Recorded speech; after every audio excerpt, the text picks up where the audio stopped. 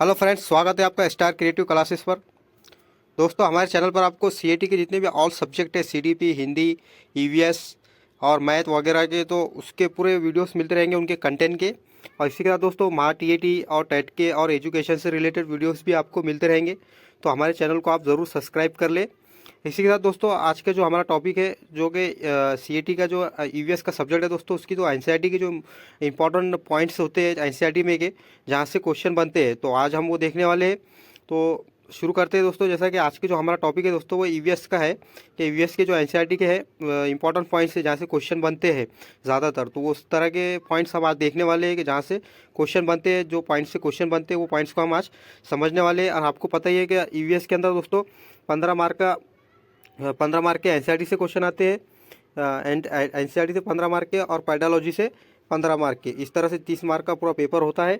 और जैसा कि सॉरी ईवीएस के अंदर 30 मार्क के क्वेश्चन आते हैं इस तरह से कि 15 मार्क के पेडालॉजी के और 15 मार्क के एनसीईआरटी से। आज की वीडियो में हम थोड़ा उसके जो एनसीईआरटी के इंपॉर्टेंट पॉइंट्स है ईवीएस के, तो उस पर नज़र डालते हैं इंपॉर्टेंट पॉइंट्स पर। तो पहला पॉइंट से दोस्तों देखिए, पक्षियों के पंख उन्हें उड़ने, सर्दी गर्मी से बचने हेतु रूपांतरित होते हैं। जैसा कि पक्षियों के जो पंख होते हैं दोस्तों, वो उनके उड़ने में मदद करते हैं, सर्दी गर्मी से बचने हेतु रूपांतरित होते हैं। सर्दी गर्मी में भी उनको उनसे वो बच, जैसा कि सर्दी और गर्मी के अंदर उनको वो सुरक्षा प्रदान करते हैं परिंदों के पंख। इसी के साथ दोस्तों पक्षियों में मूत्रशाया नहीं होता, वो प्रवास पर जाते हैं यहाँ। और ये समतापी प्राणी होते हैं। जैसा कि जो प्राणी जो है दोस्तों, ये समतापी प्राणी होते हैं जो पक्षी होते हैं। तो इसी के साथ दोस्तों हम तीसरा पॉइंट देखेंगे। पक्षियों के हृदय में 4 कोष्ठ होते हैं। जैसा कि जो पक्षियों का दिल होता है, जो हृदय होता है, उसके अंदर 4 कोष्ठ होते हैं।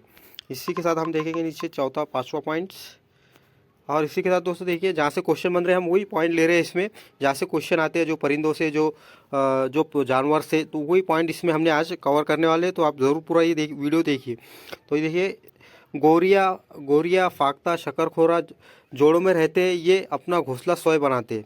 गोरिया फाख्ता शकरखोरा जोड़ों में रहते हैं और अपना घोंसला स्वयं बनाते हैं। जो है दोस्तों, गोरिया हो गया, फाख्ता हो गई, शकरखोरा पक्षी है, तो ये जो है अपना घोंसला खुद से बनाते हैं और उसमें ये रहते हैं। और इसी के साथ एमू, जैसा कि दोस्तों देखिए दोस्तों, ईमू, कीवी और पेंगुइन क्रिया और शुतुरमुर्ग ना उड़ने वाले पक्षी है। जैसा कि दोस्तों जो ये ईमू हो गया, कीवी हो गया, पिंगन हो गया और रिया हो गया और शुतुरमुर्ग हो गया, तो ये ऐसे पक्षी है, ऐसे प्राणी है जो पक्षी है जो कि ज़्यादा उड़ नहीं सकते, बस कि ये ना उड़ने वाले पक्षी है, ये उड़ नहीं पाते ज़्यादा। इसी के साथ पक्षी केवल अंडे देने के लिए घोंसला बनाते हैं। जैसा जो पक्षी है दोस्तों, वो अंडे देने के वास्ते ज़्यादातर घोंसला बनाते हैं। और अप्रैल महीने में, जैसा कि ज़्यादातर ये अपना अंडे देने के लिए घोंसला बनाते हैं और अप्रैल महीने में ही ज़्यादातर ये घोंसले बनाते हैं पक्षी, ऐसा एनसीईआरटी में दिया गया है। इसी के साथ गिद्ध मरे हुए जानवर को खाकर परिवरण को स्वच्छ रखते हैं। जैसा कि गिद्ध जो जानवर है दोस्तों, इसके ये लुप्त होते जा रहे हैं ज़्यादातर। आप ये ज़्यादा नज़र नहीं आते गिद्ध, लेकिन गिद्ध ऐसा जानवर है जो मरे हुए जानवर को खाकर पर्यावरण को स्वच्छ बनाने में, उसको साफ़ सुथरा बनाने में इंसानों की मदद करता है, कुदरत की मदद करता है। इसी साथ दोस्तों चूहा देखिए, चूहे में देखने की क्षमता कम, परंतु सूंघने की, छूने की तथा स्वाद वाली क्षमताएं बहुत ज़्यादा तुर्ब होती है। जैसा कि चूहे के अंदर दोस्तों देखने की क्षमता तो कम होती है, लेकिन सूंघने की, छूने की और उसको छूकर किसी चीज़ को महसूस करने की और स्वाद को अच्छी तरह से महसूस करने की क्षमता उसमें ज़्यादा होती है चूहे के अंदर। पर उसके जो नज़र होती है वो बहुत कमज़ोर होती है, उससे धुंधला धुंधला नज़र आता है, ज़्यादा वो देख नहीं पाता चूहा। इसी के साथ गांधी जी, देखिए दोस्तों, हमारा एक और इम्पोर्टेंट पॉइंट्स है। जैसा कि गांधी जी की 15वीं वर्षगांठ जैसा कि गांधी जी की 15वीं वर्षगांठ के लिए स्वच्छ भारत अभियान की शुरुआत की गई। जैसा कि गांधी जी के 150वां सॉरी दोस्तों 150वां जो उनका जन्मदिन स्थान जिस दिन वो पैदा हुए थे, उस जैसा कि जिसको हम बोलेंगे वर्षागंठ हुआ था, वो 150 गांधी जी की पैदाइश का जो 150वां साल था, उसके जब दोस्तों स्वच्छ भारत अभियान की शुरुआत की गई। ये हमें एहसास दिलाता है कि स्वच्छता हमारी जिम्मेदारी है, जिम्मेदारी नहीं बल्कि फ़र्ज़ है।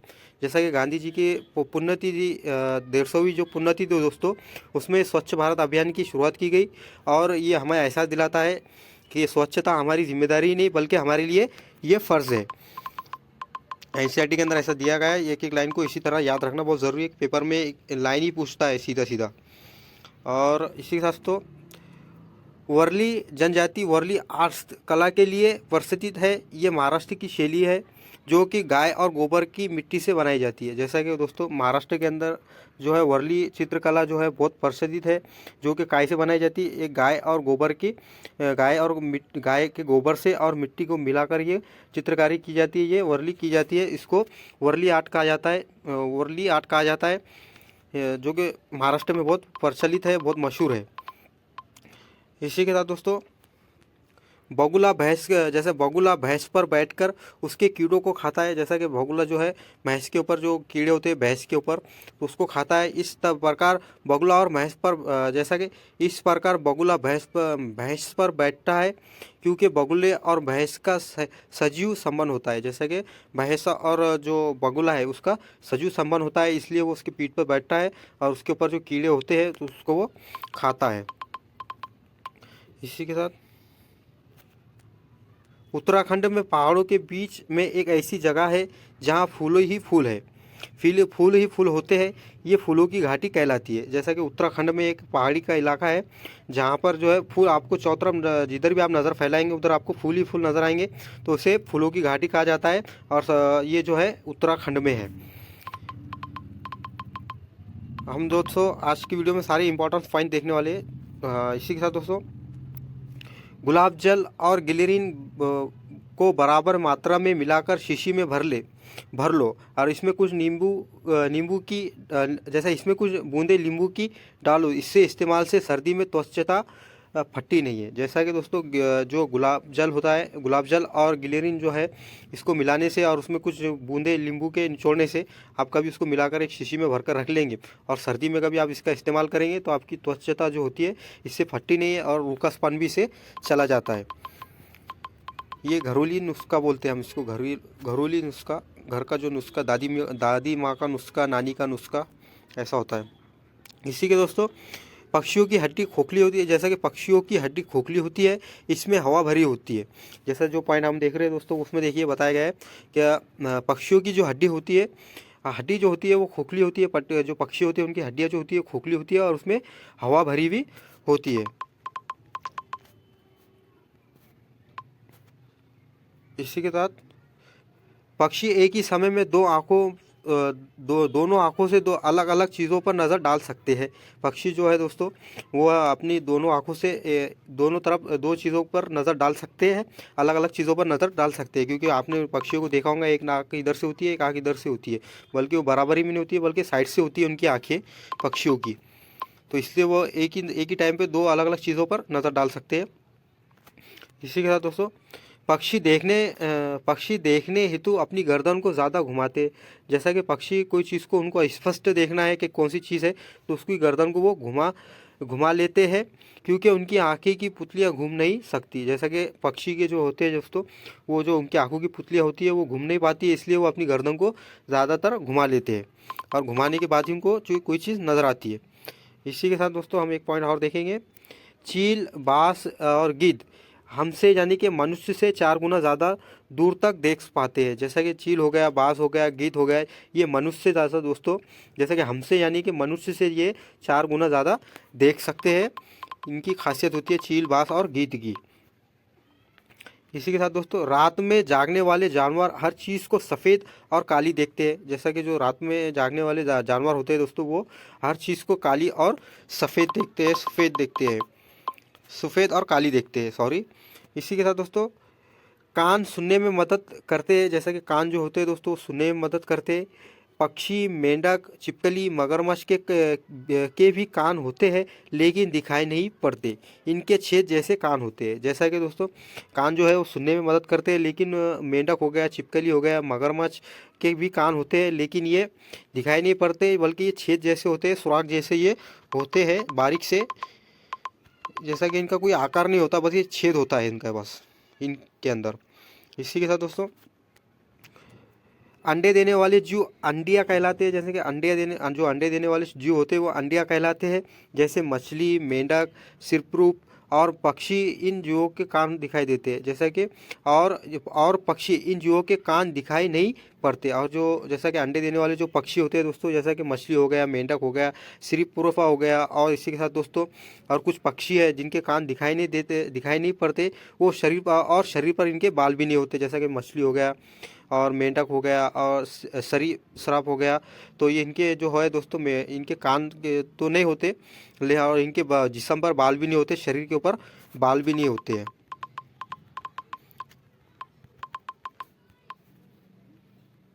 इसी के साथ बच्चे देने वाले जीव, जैसा कि दोस्तों स्तनधारी, इनके कान दिखाई देते हैं। जैसा कि बच्चे देने वाले जो जीव होते हैं उनको जरा यूज भी कहा जाता है, जरा यूज भी कहा जाता है, या स्तनधारी भी हम इनको कह सकते हैं। और इनके जो कान है दोस्तों वो दिखाई पड़ते हैं और शरीर पर बाल होते हैं। जो सीधा सीधा बच्चों को जन्म देने वाले जो बच्चे देने वाले जो जानवर होते हैं, या मनुष्य हो गया दोस्तों, मनुष्य है और जानवर भी ऐसे होते हैं जो डायरेक्ट सीधा सीधा बच्चे को जन्म देते हैं, तो उनके कान भी दिखाई पड़ते हैं और शरीर पर बाल भी होते हैं।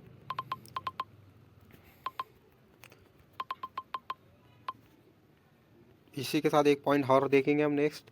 गाय के दांत जो है दोस्तों, गाय के दांत जो गाय के दांत छोटे और पीछे के बड़े दांत होते हैं।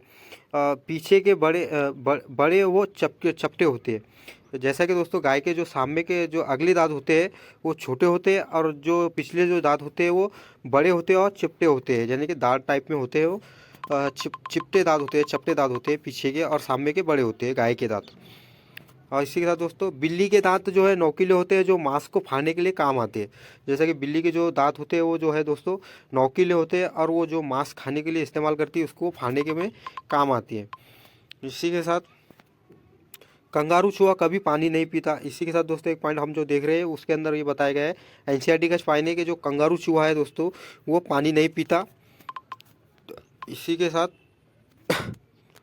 दोस्तों छिपकली, मेंढक, जैसा कि छिपकली हो गई, मेंढक हो गया, सूप हो गया, सूप सर्दी में बचने हेतु नींद निर्दा में चले जाते हैं। जो शीत निर्दा में चले जाती है। जैसे छिपकली हो गया, मेंढक हो गया दोस्तों, और सूप हो गया, ये जो है सर्दी से बचने के लिए क्या होते हैं, शीत निर्दा में चले जाते हैं। यानी कि सर्दी के दिनों में ज़्यादातर आपको कहीं ये नज़र नहीं आएंगे। जैसा कि छिपकली हो गया, मेंढक हो गया, सूप हो गया, ये सर्दी के दिनों में कहीं लुप्त हो जाते हैं, कहीं नज़र नहीं आते। और इसी के साथ अब सोने का बता टाइमिंग दिया गया है जानवरों का, उसके बारे में हम देखते हैं।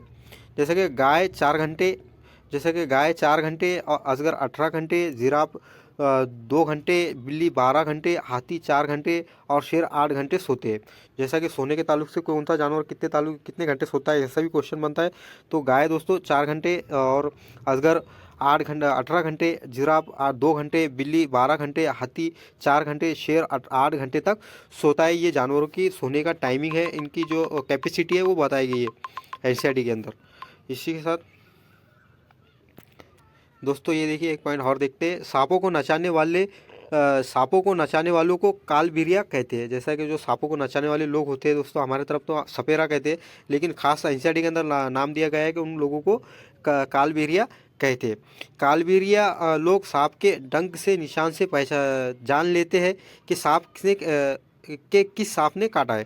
कि जैसे कालबेरिया लोग जो है दोस्तों सांप के डंक से ही पहचान लेते हैं कि किस सांप ने उनको, कौन से प्रकार के सांप ने उसे काटा है। और इसी के साथ कालबेरिया लोग बेटी को शादी में सांप के तोहफे के रूप में देते हैं। जो कालबेरिया के लोग होते हैं दोस्तों, वो कालबेरिया लोग जो है बेटी को दोस्तों शादी में सांपों को जो है दोस्तों तोहफे के तौर पर वो लेते हैं। इस तरह का उनका रिवाज है। जैसा कि हम तोहफे के तौर पर कुछ भी इंपॉर्टेंट जो चीज़ होती है उसको देते हैं, लेकिन कालबेरिया लोग शादी के अंदर तोहफे में बेटियों को ज़्यादातर सांप दिया करते हैं भेंट में। इसी के साथ एक पॉइंट और देखेंगे हम।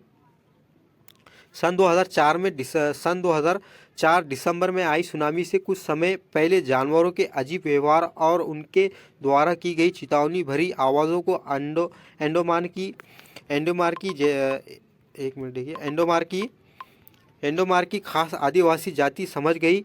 उन्होंने वो इलाका खाली कर दिया। इस प्रकार जाति के लोग सुनामी के कहर से अपनी जान बचा पाए। जैसा कि दोस्तों जानवर जो है कुछ बुरी घटना होने वाली है तो उससे पहले कुछ जानवर ऐसे हैं जो अपने को इंडिकेट कर लेते हैं, वो अपना एक रवैया बता लेते हैं लोगों के सामने अपने कुछ चीज़ घटना होने से पहले। तो इसी तरह की 2004 के अंदर एक घटना ऐसी हुई कि दिसंबर के महीने में कुछ एंडोमार के अंदर कि वहाँ पे सुनामी आने वाली थी, लेकिन उससे पहले कुछ जानवरों ने इंडिकेट दे दिया। वहाँ की जो आदिवासी जनजाति रहने वाली थी उनको समझ में आ गया कि अब यहाँ पे कुछ खतरा होने वाला है, तो वहाँ से उन्होंने वो फ़ौरन वो पूरा इलाका खाली कर लिया। इस प्रकार से वो पूरी जनजाति की वो सुनामी की कहर से वो बच गए थे, उनकी जान बच गई थी। इसी के साथ दोस्तों चिपकली, मेंढक, सुब ये तो हमने देख ही लिया।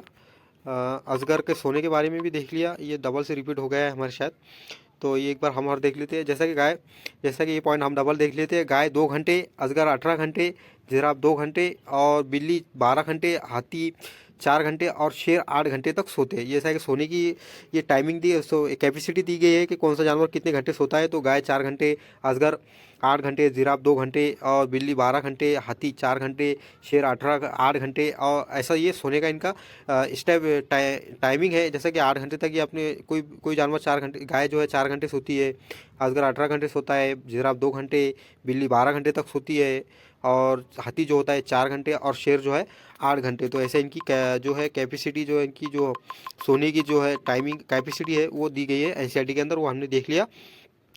तो दोस्तों इसी तरह आपको कभी ये वीडियो पसंद आया होगा तो आपको इसे हमारी वीडियो को लाइक करें, चैनल को शेयर करें ज़्यादा तक हमारी लिंक को, और चैनल को ज़्यादा जल्दी से जल्दी आप सब्सक्राइब करें ताकि हमारे सब्सक्राइबर आपको हमारा वीडियो मिलता रहे। तो दोस्तों इसके अंदर आज की वीडियो में हमने जो है एनसीईआरटी के जो ईवीएस का जो एनसीईआरटी के जो इंपॉर्टेंट पॉइंट्स थे वो देखा। इसी के साथ दोस्तों और भी एनसीईआरटी के बहुत से टॉपिक है ईवीएस के, जो कि हमने इसके एक एक करके हम उसको कवर करने वाले हैं। तो इसलिए हमारे चैनल को आप ज़रूर सब्सक्राइब कर ले, स्टार क्रिएटिव क्लासेस को, और इसकी लिंक को ज़्यादा से ज़्यादा लोगों तक शेयर करें। मिलते हैं नेक्स्ट वीडियो में।